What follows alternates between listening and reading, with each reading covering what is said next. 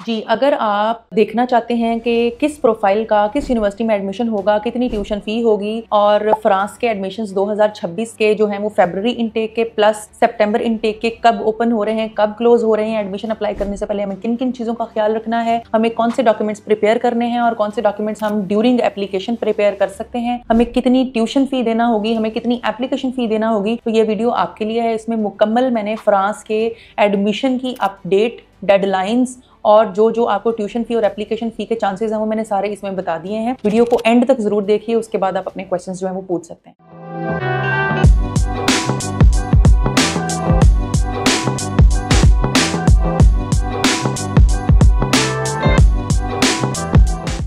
जी अस्सलाम वालेकुम, welcome back to another video. आज की वीडियो में मैं करंट स्टेटस आपके साथ शेयर करूंगी फ्रांस के बारे में। एक्चुअली दो चीज़ें आपके साथ शेयर करनी है, फरवरी इनटेक की सारी डेडलाइंस और सितंबर 2026 की डेडलाइन। तो मोस्ट इंपॉर्टेंटली फरवरी 2026 की बात कर लेते हैं कि सेपरेट एप्लीकेशंस ओपन हो चुकी हैं फ्रांस में, आप अप्लाई कर सकते हैं। बैचलर्स के स्टूडेंट्स भी, मास्टर के स्टूडेंट्स भी फरवरी इनटेक की तमाम तर जितनी भी यूनिवर्सिटीज़ ने अपने एडमिशन ओपन करने थे कर दिए हुए हैं। आप अपना एडमिशन अप्लाई करवाएं और जितनी जल्दी हो सकता है एडमिशन अप्लाई कराएं। छोटी सी इनटेक होती है फरवरी इनटेक, थोड़े से कम अरसे के लिए यूनिवर्सिटीज कोई महीना डेढ़ महीना के लिए ओपन होती है और उसके बाद क्लोज हो जाती हैं। और जॉइंट एप्लीकेशंस यानी जॉइंट पोर्टल, जिसको कैंपस फ्रांस या टूडेस फ्रांस के नाम से जाना जाता है, वो फरवरी इनटेक के लिए ओपन नहीं होता है। इसलिए आपको सेपरेटली ही हर यूनिवर्सिटी को टारगेट करके अप्लाई करना होता है और आप जितनी भी यूनिवर्सिटीज में या जितने भी सब्जेक्ट्स में अप्लाई करते हैं आपको हर एक ही अलग से एप्लीकेशन फी जो है वो पे करना होती है। ये आपको यूनिवर्सिटी की वेबसाइट से पता चल जाएगा कि किस कोर्स की क्या एप्लीकेशन फी है। अप्लाई करने से पहले आपको जिन चीजों का ख्याल रखना है वो ये है कि आपके जो डॉक्यूमेंटेशन है वो परफेक्ट होनी चाहिए। आपके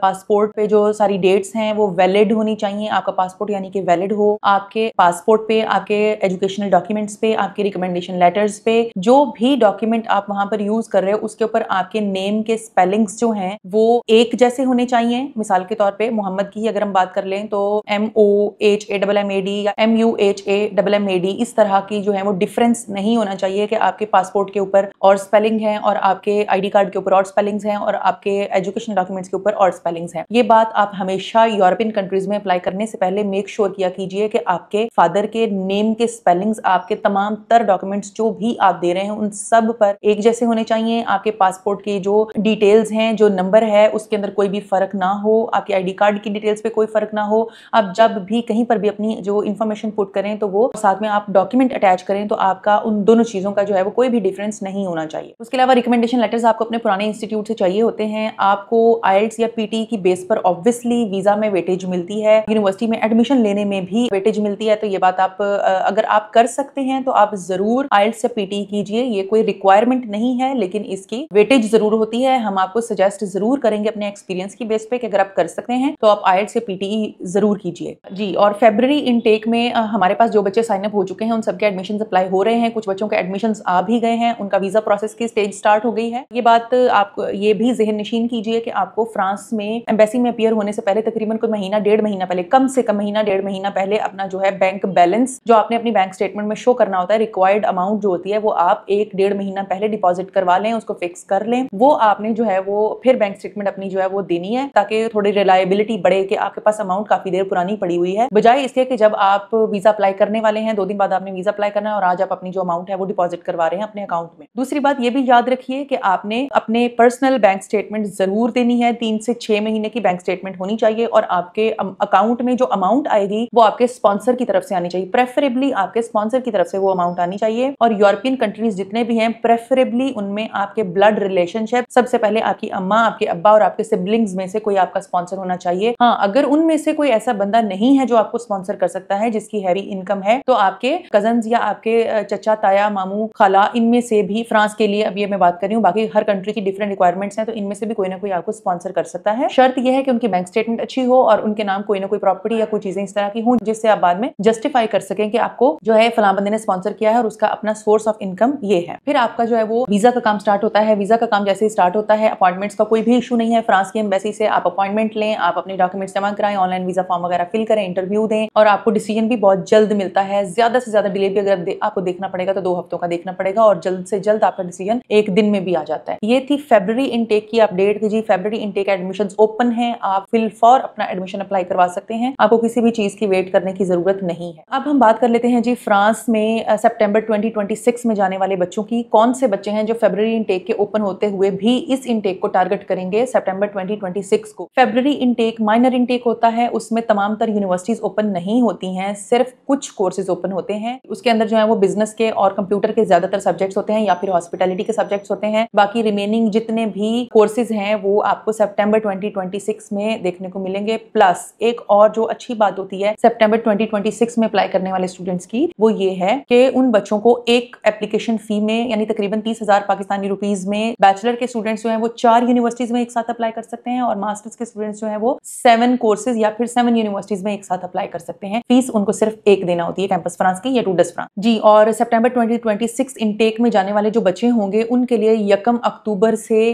कैंपस फ्रांस ओपन हो रहा है। जी हाँ, तकरीबन 2 से 3 महीनों तक कैंपस फ्रांस ओपन रहता है और आप एक वक्त में 7 यूनिवर्सिटीज या बैचलर के स्टूडेंट्स की अगर हम बात करें तो एक वक्त में 4 यूनिवर्सिटीज को टारगेट करके आप अपनी एप्लीकेशंस जो है वो एक ही वक्त में इतने सारे इंस्टीट्यूट्स में जमा करा सकते हैं। जैसे ही कैंपस फ्रांस की डेडलाइन क्लोज हो जाएगी यानी campus France admissions applications electronic applications लेना बंद कर देगा, उसके बाद आपकी प्रोफाइल जो है वो इवैल्यूएट होगी और उसके बाद आपको एडमिशंस के रिजल्ट्स आना स्टार्ट हो जाएंगे, जो कि तकरीबन जनवरी से लेके फरवरी के एंड तक आपको रिसीव होते रहेंगे। बल्कि कुछ बच्चों को उससे भी मार्च तक भी वेट करना होगा। डिपेंड करता है यूनिवर्सिटी टू यूनिवर्सिटी कि किस यूनिवर्सिटी ने कब आपकी इवैल्यूएशन स्टार्ट की है और आपको कब एडमिशन अनाउंस किया है। ये डेडलाइन जो है ये इस लिहाज से बहुत इंपॉर्टेंट है कि जिस बच्चे ने भी सितंबर 2026 में जाना है वो अभी से प्रिपेयर हो, अपने डॉक्यूमेंट्स प्रिपेयर करे, अपनी बैंक स्टेटमेंट प्रिपेयर करे, अपने लिए स्पॉन्सर जो है उसको रेडी करे। स्पॉन्सर की लास्ट 6 मंथ की बैंक स्टेटमेंट जो है वो अच्छी होनी चाहिए अगर उनकी दे रहे हैं, और अगर बच्चे ने अपनी यानी मेन एप्लीकेंट ने अपनी बैंक स्टेटमेंट देनी है तो 3 मंथ्स ओल्ड या 4 मंथ्स ओल्ड इज इनफ। लेकिन साथ में आपके स्पॉन्सर की बैंक स्टेटमेंट भी अटैच होनी चाहिए और source of income, proof of funds, ये सारी चीजें ऑब्वियसली ये हमारी स्पेशलिटीज हैं टॉप 7 कंसल्टेंट्स की। हम यूरोपियन स्टूडेंट्स, शेंजन कंट्रीज में जाने वाले तमाम इंटरनेशनल स्टूडेंट्स की फाइल को बहुत एहतियात से तैयार कराते हैं ताकि कोई भी किसी किस्म का जो है वो अभाम न रह जाए एम्बेसी को कि पैसा कहां से आया, किसने दिया, क्यों दिया, क्या रिलेशन था, और जो पैसे दे रहा है उसकी अर्निंग क्या है। प्रॉपर उसके साथ हमने उनके प्रूफ्स लगाने होते हैं, उनकी डॉक्यूमेंटेशन लगानी होती है, जिसकी वजह से बच्चों की जो वीजा रेशो है वो बहुत ज्यादा हाई है। माशाल्लाह हम सैकड़ों स्टूडेंट्स को डिफरेंट यूरोपियन कंट्रीज में भेज चुके हैं और आगे भी इंशाल्लाह इससे भी ज्यादा बेहतरी की उम्मीद है। अगर हम अपने पिछले इनटेक की बात करें तो हमारे बहुत से स्टूडेंट्स ने पब्लिक यूनिवर्सिटी में जो है वो स्कॉलरशिप विन करके एडमिशंस लिए हैं, यानी 250 यूरोज वाली फीस भी बहुत से बच्चों को ऑफर हुई है। देखें, ये डिपेंड करता है कि आपकी प्रोफाइल क्या है, आपने क्या पढ़ा हुआ है, आपने कितने मार्क्स लेके पढ़ा, आपका पिछला जो एकेडमिक बैकग्राउंड है, आपके कितनी परसेंट आपके हायर सेकेंडरी स्कूल में और आपके बैचलर्स में मार्क्स हैं, उसके अलावा आपने आइल्स किया हुआ है या नहीं किया हुआ। ऑब्वियसली इस चीज की भी वेटेज होती है। बहुत से बच्चे हमारे जो थे उनको 250 यूरोज फी वाली यूनिवर्सिटीज ने एडमिशन दिए हैं। मास्टर्स की बात करें अगर हम, हमारे वीजा रेशो भी तकरीबन 95% रही है मास्टर्स में। और बैचलर्स की अगर हम बात करें तो वो तमाम स्टूडेंट्स जिन्होंने आइल्स किया हुआ था उनको वीजा मिला है, ठीक है। और अगर किसी बच्चे को वीजा नहीं मिला बैचलर का तो उसके अंदर जो हमने फ्लॉ देखा है वो उनके मार्क्स की कमी, यानी उनकी अपनी ही प्रोफाइल पे डिपेंड करता है, उनके मार्क्स की कमी या फिर उनके आइल्स का ना होना। तो बैचलर के स्टूडेंट्स को हम स्ट्रांगली रिकमेंड करते हैं कि अगर आप कर सकते हैं तो आइल्स जरूर कीजिए। ऐसा नहीं है कि किसी ऐसे बच्चे को वीजा मिला ही ना हो जिसने आइल्स नहीं किया। बहुत से बच्चे जिन्होंने आइल्स नहीं किया हुआ था उनको भी वीजा मिला, लेकिन फिर भी हम अपने एक्सपीरियंस आपके साथ शेयर जरूर करेंगे। हमारे बहुत से स्टूडेंट्स हमें देखकर जो है वो कॉन्फिडेंट होते हैं कि हम उनके साथ प्रोफाइल्स शेयर करते हैं, सक्सेस स्टोरीज शेयर करते हैं। अभी भी मैं आपको कुछ बच्चों की जो है वो डिटेल्स शेयर कर दूंगी। हमारे बहुत से स्टूडेंट्स के वीजाज लगे हैं, उनमें से कुछ चीदा स्टूडेंट्स की आपके साथ डिटेल्स शेयर कर दूंगी ताकि आपको आइडिया हो जाए कि जिन बच्चों ने स्कॉलरशिप विन किए हैं तो वो किन बेसिस पे हो सकते हैं। फ्रांस की यूनिवर्सिटीज के बारे में सबसे अच्छी बात यह है कि ये फुल ईयर की फी पहले ही डिमांड नहीं करते। इनिशियल डिपॉजिट कभी हाफ होता है, कभी उससे भी कम होता है, और कभी तो बिल्कुल जो 250 यूरोज वाली यूनिवर्सिटीज हैं जिन भी बच्चों के वहां पर एडमिशन हुए हैं उन्होंने तो 250 यूरोज भी नहीं दिए। वहां पहुंचने के बाद यूनिवर्सिटी ने उनसे डिमांड किया, सिर्फ स्टेटमेंट रखवाई और चले गए। यहीं पर मैं थोड़ा सा ऐड करना चाहती हूँ कि ट्यूशन फी की अगर हम बात करें तो ट्यूशन फी की वास्ट रेंज है फ्रांस में। 250 यूरोज से लेकर 12,000 यूरोज तक एक वास्ट वेराइटी ऑफ फी है। डिपेंड करता है यूनिवर्सिटीज के ऊपर कि क्या यूनिवर्सिटी है और कौन सी यूनिवर्सिटी और क्या जो है वो अमाउंट वो ले रही है और कितने परसेंट वो शुरू में ले रही है और कितने परसेंट बाद में लेगी। तो हर बच्चा इस चीज को देखने से पहले कि मुझे 250 वाली यूनिवर्सिटी में एडमिशन चाहिए, अपनी प्रोफाइल पर जरूर तवज्जो दे कि मेरी क्या प्रोफाइल है। अप्लाई करने से पहले आपने मेक श्योर करना है तमाम डॉक्यूमेंट्स आपके करेक्ट हैं, नेम स्पेलिंग्स ठीक है, पासपोर्ट वैलिड है, आईडी कार्ड के ऊपर और पासपोर्ट के ऊपर और आपके डॉक्यूमेंट्स के ऊपर आईडी कार्ड, ये इनका आपका आईडी नंबर, आपके नाम की स्पेलिंग, अब्बा के नाम की स्पेलिंग, सब चीजें ओके हैं। हम स्टूडेंट्स को रिकमेंड करते हैं कि जिन बच्चों के डॉक्यूमेंट्स, एजुकेशनल डॉक्यूमेंट्स और पासपोर्ट या आईडी कार्ड वगैरह में नाम की स्पेलिंग डिफरेंट है, तो चूंकि आप एजुकेशनल डॉक्यूमेंट्स के पे अपने नेम के करेक्शन कराने जाओगे तो उसको बहुत ज्यादा टाइम लगता है, 3-4 महीने लगते हैं, आपको न्यूज़पेपर में नेम देकर ठीक कराना पड़ता है। तो हम रिकमेंड करते हैं कि आप अपना आईडी कार्ड और पासपोर्ट चेंज कराइए according to your educational documents. अगर आपके फादर के नेम के स्पेलिंग्स भी डिफरेंट हैं तो भी आपने उनको अपने एजुकेशनल डॉक्यूमेंट्स के अकॉर्डिंग सेट करवा लेना है अप्लाई करने से पहले। एक और बात, आपने जब भी एडमिशन अप्लाई करना है और आपने साथ अपने डॉक्यूमेंट्स अटैच करने हैं तो आपके documents high quality, good visible quality के स्कैन्स होने चाहिए। आपने अपने फोन से कैम स्कैनर से स्कैन करके और वो एक बैड क्वालिटी के जो डॉक्यूमेंट्स हैं वो आगे नहीं सेंड करने हैं। यूनिवर्सिटी पे इस चीज का बहुत बैड इंपैक्ट पड़ता है, आपके वीजा, आपका एडमिशन इससे मुतासिर हो सकता है कि उनको अगर एक चीज क्लियरली नजर ही नहीं आ रही तो वो क्या आपका इवेलुएट करेंगे और they feel very bad, very annoying on that. अगर आपका एजुकेशनल गैप है जो कि 5 साल से ज्यादा नहीं होना चाहिए मास्टर्स की सूरत में, और बैचलर का 3 साल से ज्यादा ना हो तो बेहतर है। अगर आपका एजुकेशनल गैप है तो आपने उनको वैलिड एक्सपीरियंसेस के साथ जस्टिफाई करना है, ठीक है। आप जब, ये भी आपके जहन में बात होनी चाहिए कि जब आप एडमिशन लेने के लिए जो एक्सपीरियंस या जो रिटन इन्फॉर्मेशन उनको दे रहे हो उसी के अकॉर्डिंग जिस दिन आपने वीजा अप्लाई करना है आपका वही एक्सपीरियंस लेटर साथ अटैच होगा, वही डॉक्यूमेंट्स आपको साथ चाहिए होंगे कैंपस फ्रांस में जाने के लिए, वही डॉक्यूमेंट्स आपको चाहिए होंगे एम्बेसी में जाने के लिए। अपना गैप कवर करने वाला जो आपने लेटर लगाना है, चाहे वो जॉब लेटर है, चाहे वो अपॉइंटमेंट लेटर है, चाहे आपकी सैलरी स्लिप्स हैं या कोई भी और चीज है, वो वही लगानी है, वही उसी का जिक्र करना है जो आप कल को उनको डॉक्यूमेंट की सूरत में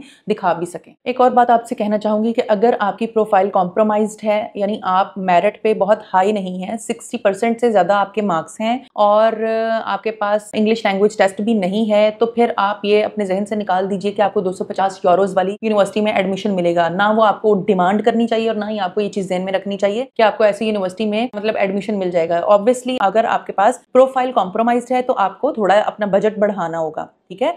आपका बजट डिपेंड करता है आपकी ट्यूशन फी के ऊपर। जब भी आपने फ्रांस में अप्लाई करना है तो आपका बजट आपका सीधा सीधा आपकी ट्यूशन फी के ऊपर डिपेंड करता है कि आपके जाने से पहले कितनी अमाउंट खर्च होगी, आपने कितनी यूनिवर्सिटी को डिपॉजिट कराना है। कुछ प्रोफाइल्स आपके साथ शेयर कर देती हूँ जिनका लास्ट इनटेक में हमारी प्रोफाइल्स का एडमिशन आया है कैंपस फ्रांस के थ्रू। मुबशर अली हमारे स्टूडेंट हैं, उनका 250 यूरोज वाली यूनिवर्सिटी में एडमिशन हुआ था, कैंपस फ्रांस के थ्रू ही उनका अप्लाई हुआ था। यूनिवर्सिटी ऑफ पंजाब से उन्होंने डी फार्मेसी की हुई थी और 73% उनके मार्क्स थे और उनका आइल्स का बैंड 7 था। आपने प्रोफाइल को ध्यान से सुना, उनका आइल्स का बैंड 7 था। नैनो मेडिसिन एंड फार्मास्यूटिकल्स में उनका एडमिशन हुआ था यूनिवर्सिटी ऑफ डी एंजल्स में और उनको वीजा भी मिला। देन हमारी एक और स्टूडेंट अतिया मंजूर, 3.36 उनकी सीजीपीए थी, कोई आइल्स नहीं था, 9500 यूरोज उनकी फीस है, ट्यूशन फी जहां उनका एडमिशन हुआ टोलूज यूनिवर्सिटी में उनका एडमिशन हुआ था। अब्दुल्ला सईद की 6000 यूरोज ट्यूशन फी थी और 2.85 उनकी सीजीपीए थी और उनको भी एडमिशन मिला कैंपस फ्रांस के थ्रू। शुएब सईद की 2.9 सीजीपीए थी और उनको 250 यूरोज वाली यूनिवर्सिटी में एडमिशन मिला। आइल्स में 6.5 बैंड्स उनके। मुकर्रब हुसैन के 6.5 आइल्स में बैंड थे, उनकी ट्यूशन फी 4500 यूरोज थी और 3.61 उनकी सीजीपीए थी। हुमायूं मलिक की 3770 यूरोज ट्यूशन फी थी, 3.36 उनकी सीजीपीए और पीटी में उनके 61 स्कोर्स थे। सुल्तान अली की 5500 यूरोज ट्यूशन फी थी और उनके पास कोई भी आइल्स या पीटी वगैरह नहीं था, उनकी 3.48 सीजीपीए थी। मोहम्मद जुनैद इफ्तिखार 3.5 उनका सीजीपीए है और 250 यूरोज वाली यूनिवर्सिटी में उनका एडमिशन हुआ है, वीजा प्रोसेस उनका चल रहा है अभी। लाइबा नूर की 3.51 सीजीपीए और 3770 यूरोज ट्यूशन फी, आइल्स में इनके भी 7 बैंड्स। हमाद इजाज की 3.8 सीजीपीए, हमाद इजाज की 3700 यूरोज ट्यूशन फी थी और 5500 यूरोज उनको स्कॉलरशिप मिला। सैयद अलीजर हमारे स्टूडेंट 3.15 उनका सीजीपीए था और उनको भी 250 यूरोज वाली यूनिवर्सिटी में एडमिशन मिला। कोई आइल्स नहीं था उनके पास, कोई पीटी नहीं था उनके पास। मोहम्मद तलहा खालिद हमारे स्टूडेंट 3.31 उनका सीजीपीए था। ये वो तमाम स्टूडेंट्स हैं जिनका हमने अप्लाई किया कैंपस फ्रांस के थ्रू और उनका जो प्रोफाइल था वो भी बता रही हूँ, जितनी फी वाली यूनिवर्सिटी में उनका एडमिशन हुआ वो भी बता रही हूँ। 3.31 उनका सीजीपीए था, 250 यूरोज वाली यूनिवर्सिटी में उनका एडमिशन हुआ और आइल्स में उनके 7 बैंड्स थे। हाफिज सलमान तैयब 3.65 उनका सीजीपीए, तकरीबन 3000 के लगभग उनकी ट्यूशन फी